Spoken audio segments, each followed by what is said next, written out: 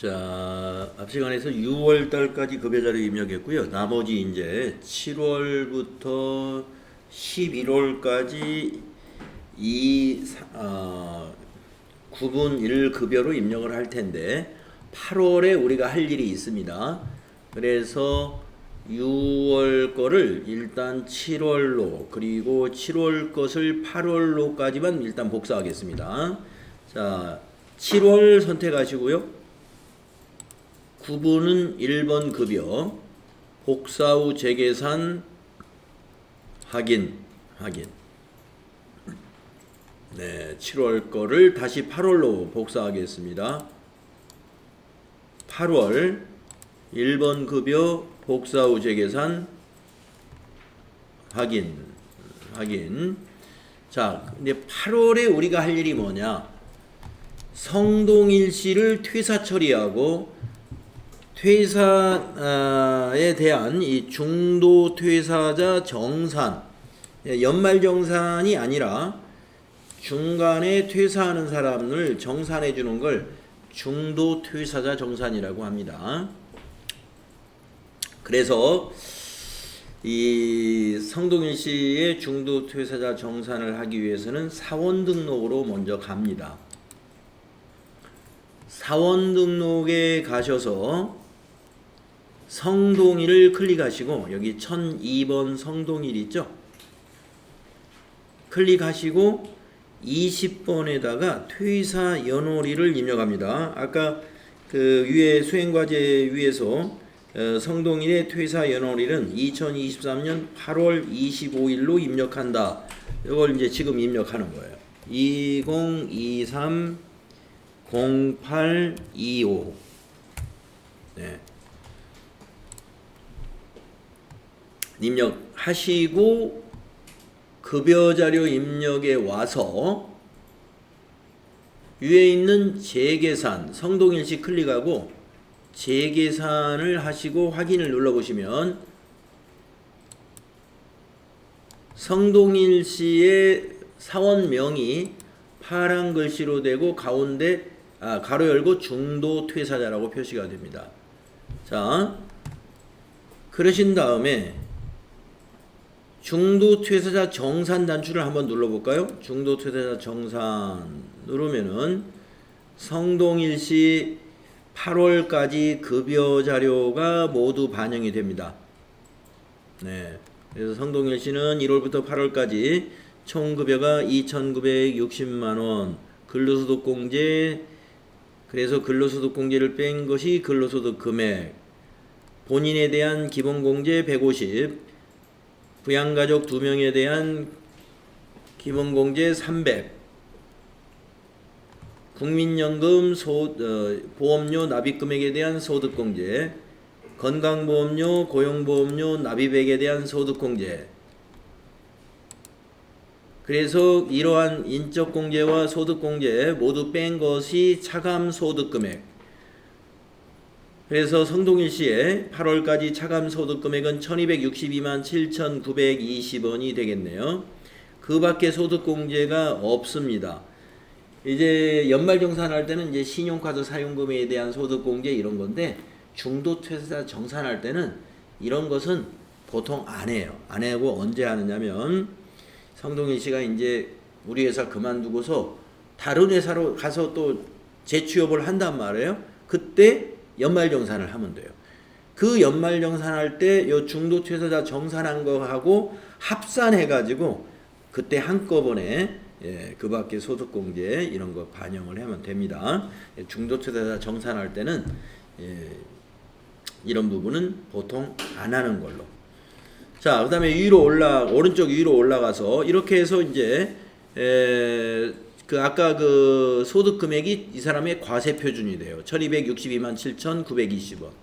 거기에서 그 기본 세율을 적용해 가지고 세금을 산출하니까 산출세액이 75만 7,675원인 거고요. 산출세액에 대해서 세액공제를 적용하죠. 그 근로소득 세액공제 500만 원 이하는 이제 55% 세액공제하고 초과하는 거에 대해서는 또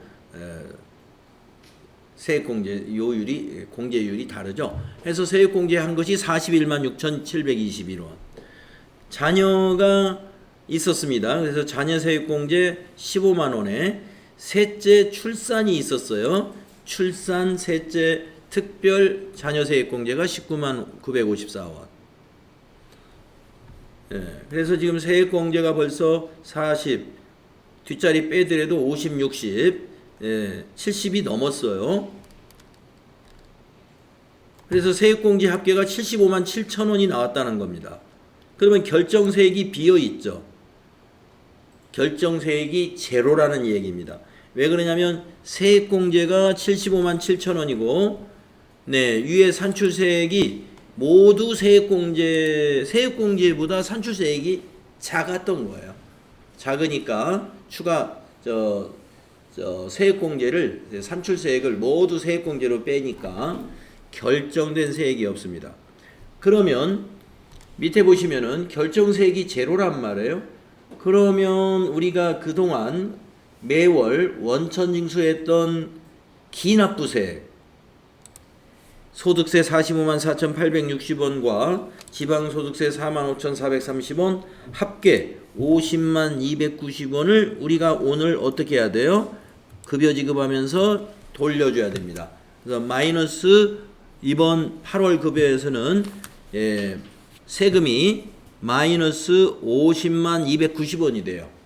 이것을 반영해 주는 겁니다. 자, 이제 요 반영 단추만 누르면 됩니다.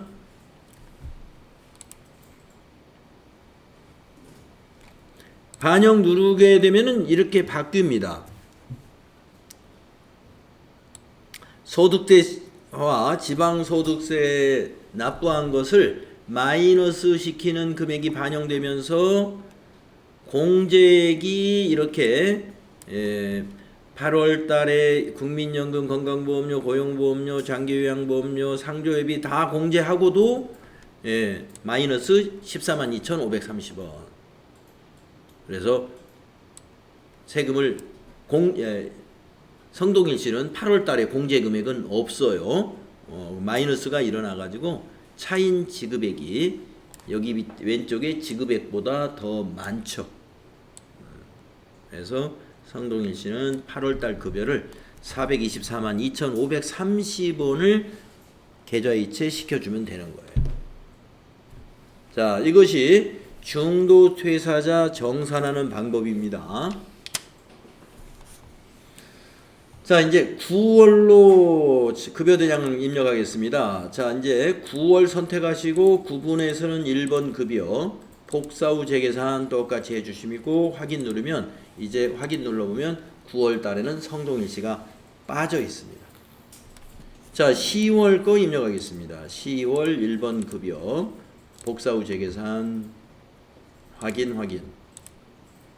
11월까지 입력하겠습니다.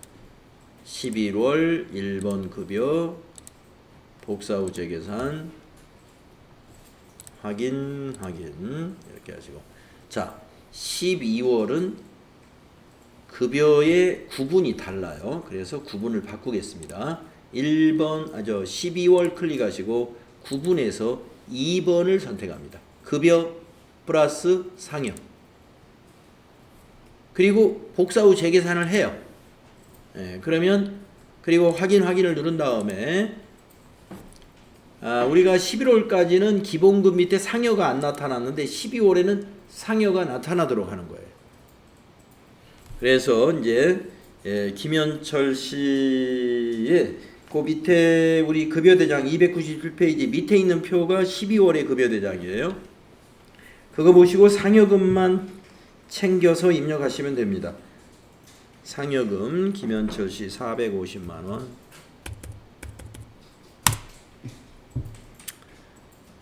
그러면 오른쪽에 공제액 계산 다시 일어납니다.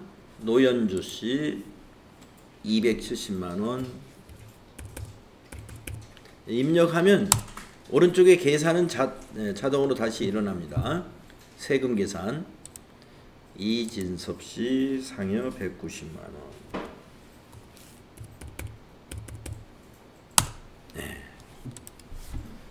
이렇게 해서 우리가 12월까지 급여 자료를 쭉 입력해 봤습니다.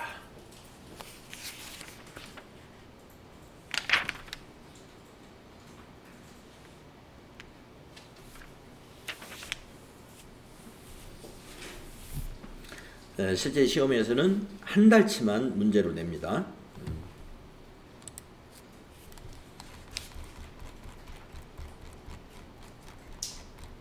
다 우리가 정확히 입력이 되었으리라 보고요. 다음에 문제 나올 수 있는 거 300페이지 원천징수 이행상황 신고서의 작성입니다. 이건 뭐 기간만 정확히 입력하면 자동으로 작성되는 것이고 그 자료를 볼 줄만 아면 됩니다. 아주 쉬운 거예요. 자, 원천징수 이행상황 신고서에 대한 필요 지식 읽어볼게요. 소득세법 제127조의 규정에 의한 원천징수 대상 소득을 지급하는 거주자 또는 법인세법 제73조의 규정에 의하여 법인세를 원천징수하는 법인은 원천징수 납부세액 유무와는 관계없이 원천징수 월에 속하는 달의 다음 달 10일까지 원천징수 이행상황 신고서를 제출해야 한다. 물론 근로자가 1명, 2명 이렇게 아주 작은 경우에는 원천징수 이행상황 신고서 매달 제출을 안 합니다. 6개월에 한 번씩이에요. 그러한 아주 작은 회사, 작은 개인 회사를 제외하고는 일반적으로는 다 이렇게 하는 거예요. 원천징수 월이 속하는 달의 다음 달. 그러니까 급여를 만약에 1월 달에 급여를 지급했다. 1월 25일 날. 그러면 2월 10일까지 제출한다 이 말입니다. 그게 원천징수 이행상황 신고서가 됩니다. 그래서 이것도 전자신고로 하기 때문에 우리가 우리 앞에서 부가가치세 마무리하면서 부가가치세 전자신고에 보면 거기 소득세 전자신고 있었잖아요. 이것도 전자로 제출할 수 있습니다. 자, 수행과제 보겠습니다. 원천징수 이행상황 신고서의 작성 8월분 급여자료 및 중도 정산 자료를 이용하여 원천징수 이행상황 신고서 작성을 수행하시오. 네. 8월달 원천징수 이행상황 신고서 작성하는 것은 그 메뉴에 가가지고 귀속기간 8월부터 8월 그리고 25일이 지급일이기 때문에 지급일이 그 귀속기간 안에 들어있을 때는 귀속기간과 지급기간이 같아요. 네, 같은 거예요. 근데 귀속기간은 8월인데 지급기간이 9월인 경우도 있습니다. 그건 뭐냐면 시험 문제를 낼 때 8월달 급여를 작성하시오 하면서 급여 지급일은 2월이라는 건 다음 달이죠. 뭐 다음 달 5일입니다 라고 하면은 우리가 급여 대장을 입력할 때 귀속은 8월 지급에다가는 9월 5일이라고 입력할 거란 말이에요. 그때 원천징수 이행상황 신고서를 작성할 때는 여기는 8월 뒤에는 9월이 되는 거예요. 자, 우리는 앞뒤가 전부 8월이 되도록 작성하겠습니다. 어디로 가느냐? 자, 인사급여 메뉴에 가셔가지고 원천징수 이행상황 신고서 여기에 있어요. 근로소득관리 맨 끝에 있습니다. 클릭. 네, 귀속기간 8월 엔터 또 뒤에도 8 엔터 8 엔터 8 엔터 정기신고 엔터. 네, 작성됐습니다. 한번 내용을 보시면요. 원천징수를 근로소득에 대한 원천징수를 지금 맨 위에서 보고 있는데 간이세액표에 의해서 원천징수한 인원은 4명. 우리 8월 달에 4명이 있었어요. 그 중에 1명은 중도퇴사자였습니다. 그 중에 중도퇴사자 1명. 그래서 중도퇴사에 따른 소득세는 환급이 있었어요. 마이너스. 그 다음에 4명에 대한 간이세액, 산출세액, 결정세액이 17만 8,700원이었습니다. 그래서 두 개를 더하면 마이너스 27만 160원이에요. 그래서 우리 회사는 이번 9월 10일 날은 원천징수에 대한 납부할 세액은 없습니다. 그래서 여기 밑에 보시면 20번에 차월 2월 환급액이다. 27만 6,160원을 이번 달에 환급을 안 받겠다. 차월로 2월에서 계산해야 되겠다. 그러면 이제 9월 달에는 납부할 세액이 발생하지 않겠어요? 거기에서 요 27만 6,160원 환급 안 받은 거 빼고 9월에 납부하면 돼요.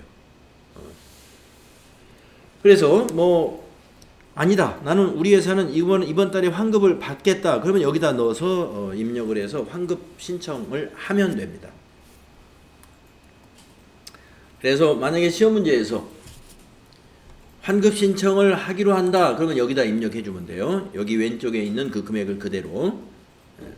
그 다음에 어떤 경우에는 지난달에 미환급세액이 50만 원이 있다. 이런 문제를 내기도 해요. 그럴 때는 여기다가 전월 미환급세액의 계산에 12번에다가 전월 미환급액을 입력해 줘라 이겁니다. 우리가 매월 이 급여 자료를 여기 전산에 입력을 쭉 했다면은 이거 자동으로 넘어오는 거예요. 넘어오는데 시험 문제에서 전월 미환급 얼마 이렇게 딱 데이터를 주는 경우는 여기다 입력하라는 얘기입니다. 입력해라.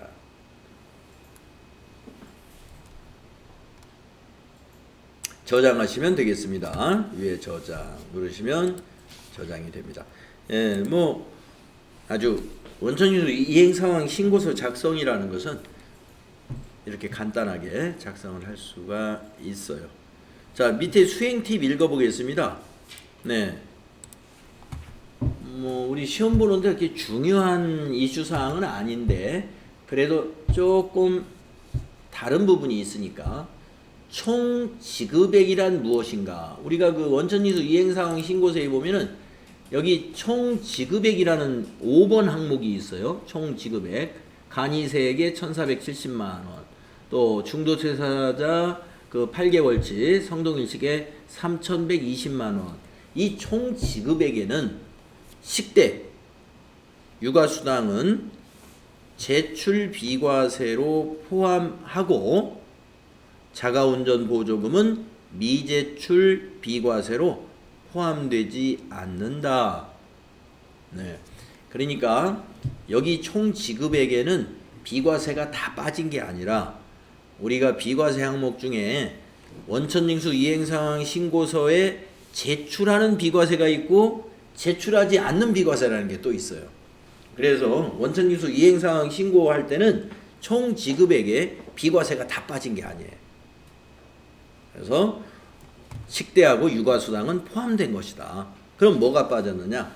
자가운전 보조금 비과세. 그거는 여기에서 빠진 거다. 알아두시고요. 중도퇴사자 자료가 원천징수 그러니까 이걸 모르게 되면은 이게 나중에 수동으로 다 8월달 거를 계산을 해보니까 이게 안 맞아요. 맞는지 안 맞는지 맞춰보는 방법은 수동으로 맞춰보려면은 어떻게 계산해야 돼요? 식대하고 육아수당 비과세는 여기다 포함해야 되고 비과세 중에 자가운전 보조금을 빼고 계산해야 이게 맞다 이런 얘기예요. 그 다음 중도퇴사자 자료가 원천징수 이행상황 신고서에 반영되지 않을 경우 연말정산 근로소득 원천징수 영수증 메뉴 상단부에 중도를 클릭하여 중도퇴사자를 불러와서 연말정산 프로세스를 진행하며 원천징수 이행상황 신고서에 정산 내역이 반영이 된다. 우리는 아까 급여자료 입력 화면에서 중도퇴사자 정산을 했습니다. 근데 급여자료 입력해서 그냥 안 했을 때는 여기서 또 할 수 있어요. 연말정산 근로소득 원천징수 영수증이라고 하는 연말정산하는 메뉴인데 그 안에 중도퇴사자 정산 탭도 있습니다. 거기서도 할 수 있다. 이것도 참고로만 알아두시면 돼요.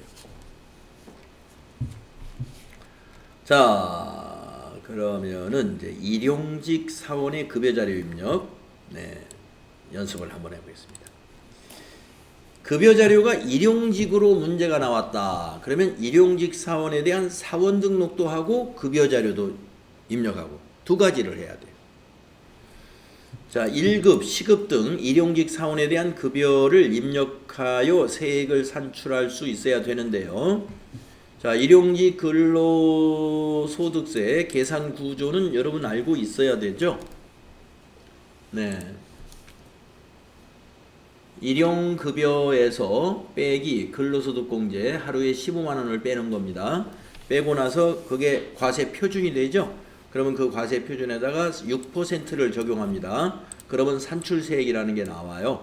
거기에서 55%를 빼줍니다. 그것이 근로소득 세액공제예요.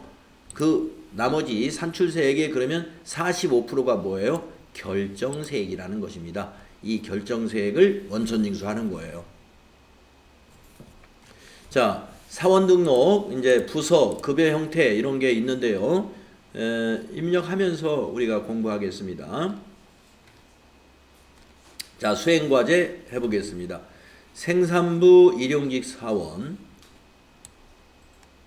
부서를 이렇게 알려줄 때는요, 계정과목 코드도 500번대로 바꿔주면 되고요. 부서를 말해주지 않으면 우리가 이 사람의 급여를 제조원가로 넣어야 되는지 판매관리비로 넣어야 되는지를 알 수가 없잖아요. 그러니까 아예 그걸 건들지 않으면 되겠습니다. 지금은 신민경 씨가 생산부 일용직 사원이다라고 해줬기 때문에 이건 개정 과목을 꼭 고쳐야 돼요. 자, 생산부 일용직 사원 신민경에게 1급 20만원으로 12월분 근무일수에 대하여 12월 15일 날 임금을 지급하고자 한다. 네, 12월 달에 며칠간 일을 한 모양이에요. 일용직 급여자료 입력에 등록하여 소득세를 산출하고 원천징수 이행상황 신고서도 작성해라.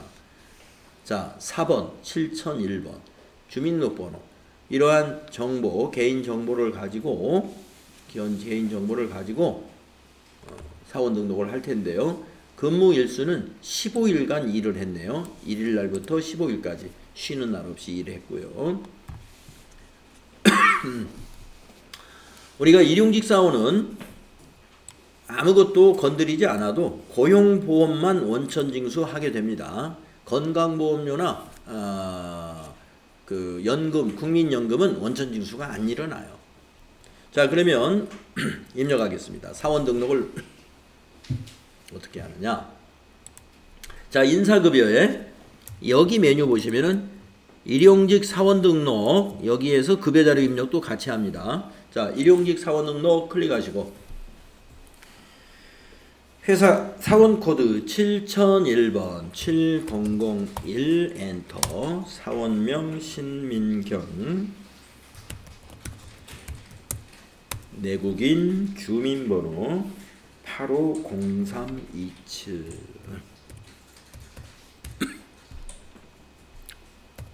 2000009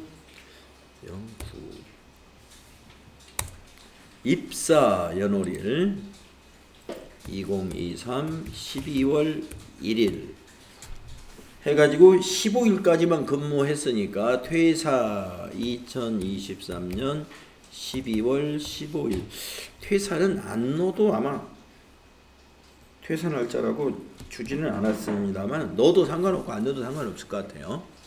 네, 비워둘까요? 퇴사 날짜? 아, 입력합시다. 퇴사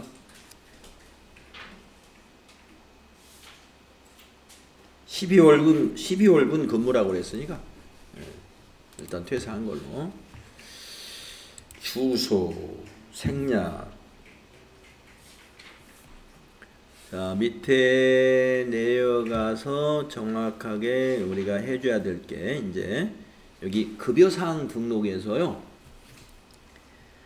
1급 20만 원이라고 했잖아요. 급여 지급 방법을 먼저 15일치를 한꺼번에 지급하는 방식이기 때문에 1번을 선택합니다.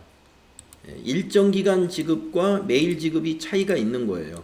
매일 지급의 경우에는 1,000원 미만의 세금은 산출을 안 해요.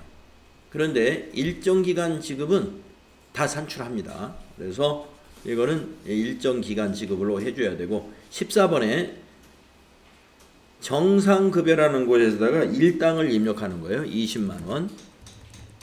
그리고 일당이기 때문에 1급직이라고 하는 거고요. 시급직으로 했다면 정상급여에다가 시급을 넣어야 됩니다. 1급직은 0번 1급직. 연장급여 이 얘기 없으니까 비워두면 되고요. 나머지 사항 쭉 건너서 아까 개정과목 이 얘기를 했는데 20번에 보시게 되면 개정과목 설정이라고 있어요. 부서를 말했을 때는 여기서 개정과목을 고쳐주고 가세요. 그래서 생산직이면은 여기 물음표 단추를 눌러가지고 잡급을 검색하세요. 잡급을 검색하면은 507번하고 805번이 나옵니다. 자, 일용직 사원의 개정 과목은 잡급이에요. 네.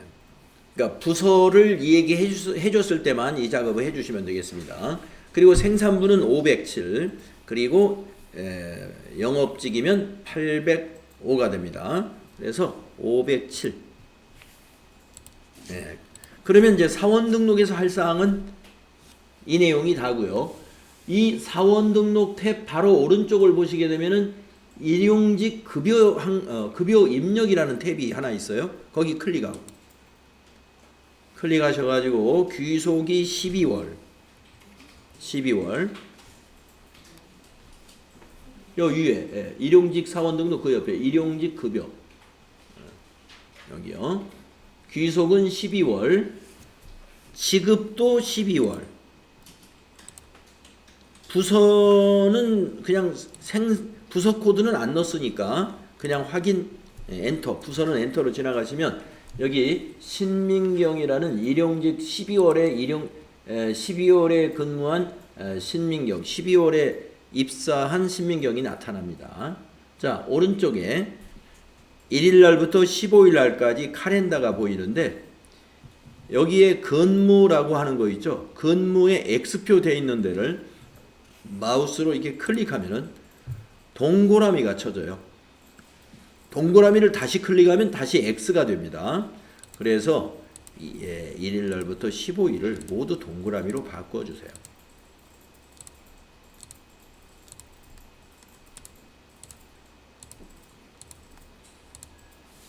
이렇게 하면 15일치 20만원 급여 지급액이 300만원. 그 중에서 고용보험료가 하루에 1,800원씩에서 27,000원. 소득세가 하루에 1,350원씩에서 2250원. 지방소득세 130원씩에서 1,950원.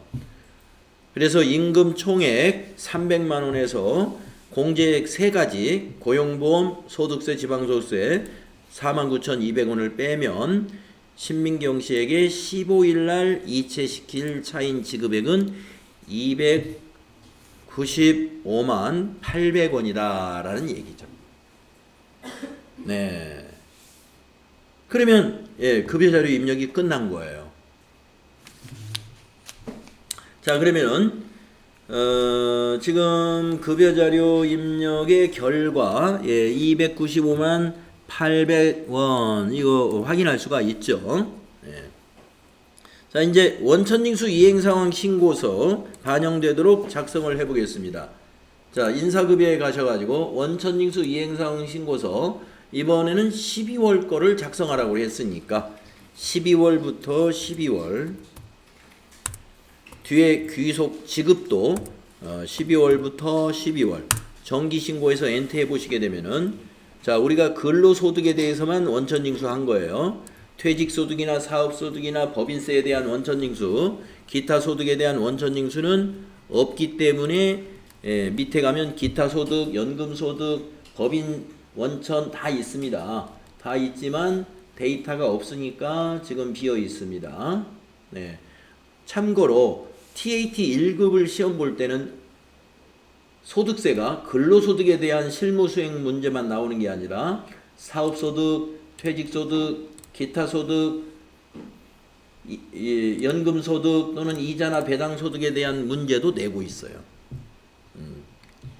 그래서 우리 TT 2급에서는 소득세 실무에서 근로소득만 가지고 문제를 내고 있다. TT 1급하고의 차이점이죠.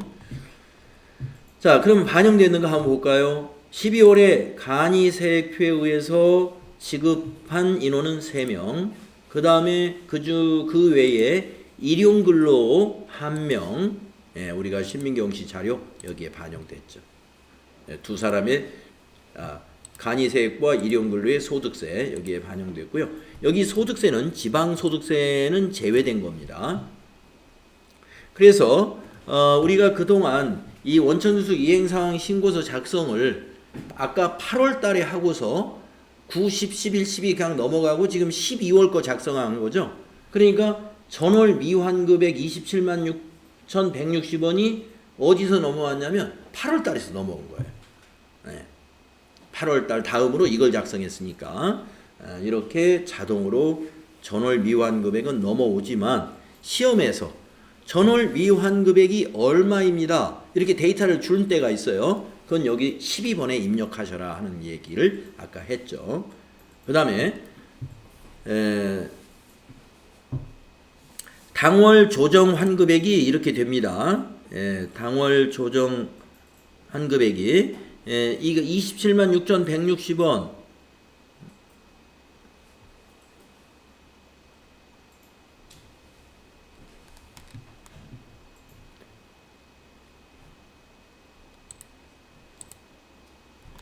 예, 27만 6,160원이 여기서 차감이 되는 거예요. 당월 조정 환급세액이 차감됐죠. 그래서 이번에 납부해야 될 세액은 이겁니다.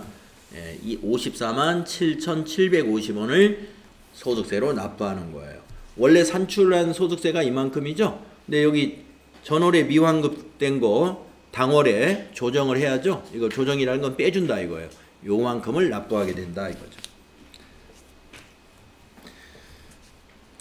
자, 이렇게 해서 일용직 사원의 사원 등록 그리고 급여자료 입력까지 해봤습니다. 네, 급여자료 입력까지 오늘 다 마쳤어요. 다음 시간에는요 연말정산을 연습하겠습니다. 303페이지 접어두시고 네, 오늘은 여기까지 하겠습니다.